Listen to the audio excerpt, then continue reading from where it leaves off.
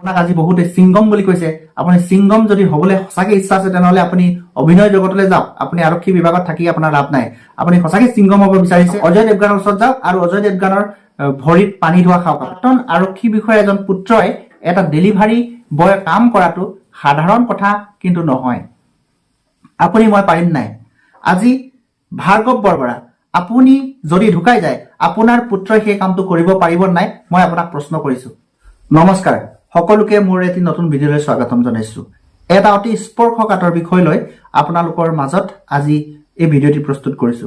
ইতিমধ্যে আপোনালোকে নিউজ চেনেলৰ জৰিয়তে হওক বা সামাজিক মাধ্যমৰ জৰিয়তে হওক সেই নিউজটো পাইছে যে পাণবজাৰ আৰক্ষী থানাৰ ভাৰ্গৱ বৰবৰা নামৰ যিজন অচি, তেখেতে কটন বিশ্ববিদ্যালয়ৰ প্ৰাক্তন ছাত্ৰ জ্ঞানদীপ হাজৰিকা নামৰ এজন ডেলিভাৰী বয়ক তেওঁ খুব বেয়াকৈ প্ৰহাৰ কৰিছে। আৰু সেই প্ৰহাৰ কৰা যিটো ভিডিঅ' ইতিমধ্যে মোবাইলে হওক বা নিউজ চেনেল সকলোতে বিয়পি পৰিছে। আৰু যিসকলে সেই নিউজটো চাইছে তেখেতলোকে নিশ্চয় বুকুখন এবাৰ হলেও কঁপি উঠিছে। আৰক্ষীয়ে এনেকুৱা ধৰণে মানুহক মাৰে নেকি? এটা ৰাজহুৱা স্থানত ইমান বিজি এটা পথ, সেই পথৰ মাজতেই ইমান নিৰ্মমভাৱে তেওঁ সেই যুৱকজনক প্ৰহাৰ কৰিছে।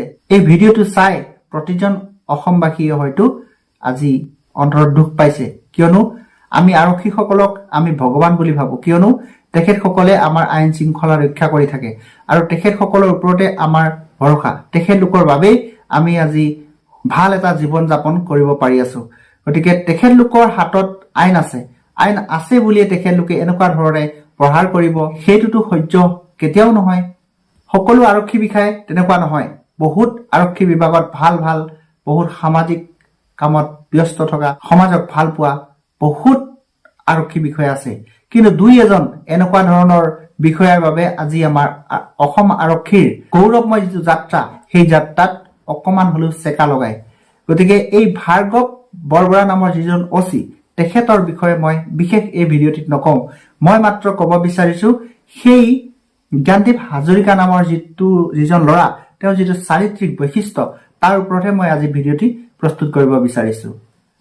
যোৱাকালি যিটো ঘটনা হ'ল সেই ঘটনাটোক মই প্ৰথমেই গৰিহণা দিছো আৰু এনেকুৱা ধৰণৰ ঘটনা মাজে সময়ে হৈ থাকে, এইবোৰ যাতে নহওক তাৰে কামনা কৰিলো। এতিয়া কথা হৈছে, সেই জ্ঞানদীপ হাজৰিকা নামৰ ল'ৰাজন এজন কটন বিশ্ববিদ্যালয়ৰ প্ৰাক্তন ছাত্ৰ, ইতিমধ্যে আমি গম পাইছো। আৰু সেই ল'ৰাজনৰ যিটো মানসিকতা, তেওঁৰ যিটো চৰিত্ৰ বৈশিষ্ট্য, সেই বৈশিষ্ট্যটো আমি অকমান বিশ্লেষণ কৰি গম পাওঁ যে তেওঁ এজন খুব ভাল আৰু সংস্কাৰী ঘৰৰ ল'ৰা। তেওঁ যি ধৰণে সাৱলীল কথা কয়, যি কমকৈ কথা কয়, যিটো ভাবি গুণি কথা কয়, তেওঁ সেই গুণটোৰ পৰা আমি গম পাইছো তেওঁ সঁচাকে এজন সংস্কাৰী ঘৰৰ ল'ৰা। যদিও 2011 চনতে তেওঁ পিতৃ ঢুকাইছে, কিন্তু মাতৃয়ে তেওঁক খুব সুন্দৰকৈ এজন ভাল চৰিত্ৰৱান ল'ৰা হিচাপে গঢ়ি তুলিছে বুলি মই ভাবিছো।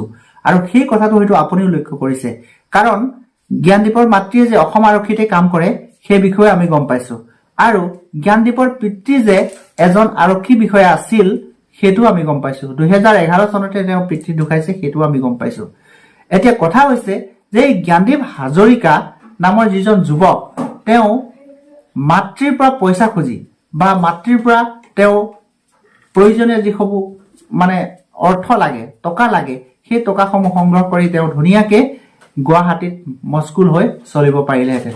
কিন্তু তেওঁ তাকে নকৰি পাৰ্ট টাইম কাম কৰি যাতে কিছু টকা চলিবৰ কাৰণে গোটাব পাৰে, সংগ্ৰহ কৰিব পাৰে, মাতৃক যাতে তেওঁ পইচা পাতি খুজি বেছি বুজা নিদিয়ে, তাৰ কাৰণে এটা ব্যৱস্থা কৰি তেওঁ নিজেই কোনেও নজনাকে, ঘৰত নজনাকে তেওঁ ডেলিভাৰী কাম কৰিছিল। ডেলিভাৰী কাম কৰি তেওঁ নিজৰ টকা নিজে উলিয়াব বিচাৰিছিল। ই এটা কম ডাঙৰ কথা নেকি? এজন সম্ভ্ৰান্ত ঘৰ বুলিয়ে কৈছো, কাৰণ প্ৰাক্তন আৰক্ষী বিষয়া এজন পুত্ৰই এটা ডেলিভাৰী বয় কাম কৰাটো সাধাৰণ কথা কিন্তু নহয়। আপুনি মই পাৰিম নাই। আজি ভাৰ্গৱ বৰবৰা, আপুনি যদি ঢুকাই যায় আপোনাৰ পুত্ৰই সেই কামটো কৰিব পাৰিব নাই, মই আপোনাক প্ৰশ্ন কৰিছো। আপোনাৰ পুত্ৰই পাৰিবনে ডেলিভাৰী বয় কাম কৰিবলৈ, বা আপোনাৰ পৰিয়ালে তেওঁক দিবনে ডেলিভাৰী বয় কাম কৰিবলৈ?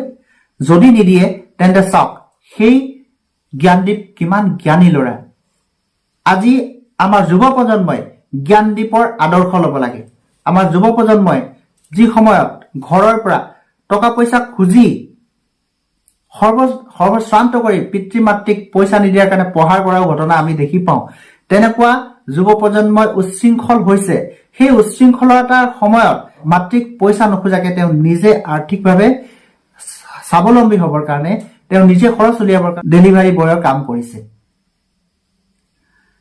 আজি যুৱ প্ৰজন্মই পিতৃ মাতৃক প্ৰহাৰ কৰি পিতৃ মাতৃৰ সাঁচতীয়া ধন সমগ্ৰ লুণ্ঠন কৰি তেওঁলোকে মদ ভাং ড্ৰাগছ ইত্যাদি খাই যুৱ প্ৰজন্মই ধ্বংস হৈছে। কিন্তু এই জ্ঞানদীপ হাজৰিকা তাৰ এখন বিপৰীত ছবি আমাক দেখুৱাই দিলে। তাৰ কাৰণে আজি অসমৰ ৰাইজে জ্ঞানদীপ হাজৰিকাক চেলুট জনাইছে। তেওঁ যিটো কাম কৰিছে তেওঁ কামৰ সৰু বৰ নাই, এই কথাটো বুজাই দিলে। আমাৰ যুৱ প্ৰজন্মই তেওঁৰ পৰা আদৰ্শ ল'ব লাগে। ইমান এটা সুন্দৰ বাৰ্তা আৰু ইমান এটা সুন্দৰ কাম তেওঁ কৰি গৈছে। তেওঁ সেই কৰ্মক সন্মান জনাব লাগিছিলে, কিন্তু তেওঁ সেই কৰ্মক সন্মান নজনাই তেওঁ অসন্মানী কৰিলে। আৰু তাৰ ফল ইতিমধ্যে আৰক্ষী বিষয়াজনে লাভ কৰিছে। আৰু অসম আৰক্ষী সঞ্চালক মহোদয়ে তেখেতক নিলম্বিত কৰিছে। মুখ্যমন্ত্ৰীয়েও ইয়াৰ ওপৰত ভাষ্য প্ৰদান কৰিছে। তেখেতৰ কি শাস্তি হ'ব লাগে বা নহ'ব লাগে তেখেতৰ বিষয়ে মই বিশেষ ক'ব নাযাওঁ, সেয়া তেওঁলোকৰ ডিপাৰ্টমেণ্টৰ কথা। কিন্তু এজন সাধাৰণ জনসাধাৰণ হিচাপে এই কৰ্মবিলাক যে হয়, এই কৰ্মবিলাক আচলতে কি কাৰণে হয়, এজন আৰক্ষী বিষয়াই নিজৰ হাতত আইন কিয় হাতত তুলি লয়, এইটো বাৰে বাৰে নুবুজা সাঁথৰ হৈ ৰওঁ। কিয়নো আৰক্ষী মানে নিজকে সৰ্বশ্ৰেষ্ঠ বুলি ভবাটো কেতিয়াও গ্ৰহণযোগ্য নহয়, আৰু সেইটো ভবাটো মূৰ্খামি। প্ৰথমে আমি মানুহ, আৰু মানুহ হিচাপে মানুহৰ কৰ্ম কৰিব লাগে। আপোনাক দায়িত্ব দিছে, আপুনি দায়িত্ব পালন কৰিব লাগে। কিন্তু তাকে নকৰি আপুনি যদি জনতাৰ ওপৰত মানে আপুনি নিজকে দাদাগিৰি দেখুৱাই, আপোনাক আজি বহুতে চিংগম বুলি কৈছে, আপুনি চিংগম যদি হ'বলৈ সঁচাকে ইচ্ছা আছে তেনেহ'লে আপুনি অভিনয় জগতলৈ যাওক। আপুনি আৰক্ষী বিভাগত থাকি আপোনাৰ লাভ নাই। আপুনি সঁচাকে চিংগম হ'ব বিচাৰিছে, অজয় দেৱগানৰ ওচৰত যাওক আৰু অজয় দেৱগানৰ ভৰিত পানী ধোৱা খাওক আপুনি, তেতিয়া আপুনি নিশ্চয় চিংগম হ'ব পাৰিব। কিন্তু আপুনি এইখন অসমত আপুনি নোৱাৰিব। আজি চৰকাৰখন আগৰ চৰকাৰ নহয়। আজি চৰকাৰ শূন্য সহনশীলতা। আজি চৰকাৰত দুখ কৰি কোনেও সাৰি যাব পৰা নাই, ইতিমধ্যে আমি সকলোৱে গম পাই আছো। গতিকে এনেকুৱা ধৰণৰ কাম যাতে দ্বিতীয়বাৰ নহয়, অসম আৰক্ষীত আমি মনে প্ৰাণে কামনা কৰো। আৰু এনেকুৱা ধৰণৰ বৰ্বৰ অত্যাচাৰী যিসকল আৰক্ষী বিষয়া, তেখেতলোকে ইয়াৰ পৰা অকমান হলেও জ্ঞান ল'ব লাগে, যাতে এনেকুৱা ধৰণৰ কাম কৰিবলৈ ভৱিষ্যতে ভাবিবলগীয়া হয়। পুনৰবাৰ মই সেই জ্ঞানদীপ হাজৰিকা নামৰ ভাইটিজনক চেলুট জনাইছো। তোমাৰ কৰ্মক আমি চেলুট জনাইছো, তোমাৰ চাৰিত্ৰিক বৈশিষ্ট্য তাকো আমি চেলুট জনাইছো। তুমি কৰ্ম কৰি যোৱা, তোমাক অসমবাসী আশীৰ্বাদ কৰিব। একো নাই, মানুহৰ জীৱনত তেনেকুৱা হৈ যায়, তাৰ কাৰণে চিন্তা কৰি লাভ নাই। গতিকে তুমি আগবাঢ়ি যোৱা, তোমাৰ প্ৰতিভা আছে, তোমাৰ শিক্ষা আছে, দীক্ষা আছে, তুমি এজন এনেকুৱা মানুহ হোৱা যাতে সেই ভাৰ্গৱ বৰবৰাক তোমাৰ ভৰিৰ তলত ৰাখিব পৰা, তেনেকুৱা কাম কৰি যোৱা। মোৰ মনৰ কথাখিনি মই প্ৰকাশ কৰিলো, যিহেতু এনেকুৱা ধৰণৰ কিছুমান দৃশ্যই আমাকো বিচলিত কৰে। গতিকে মোৰ কথাখিনি আপোনালোকৰ মাজত শ্বেয়াৰ কৰিলো। ভিডিঅ'টো ইমানেই।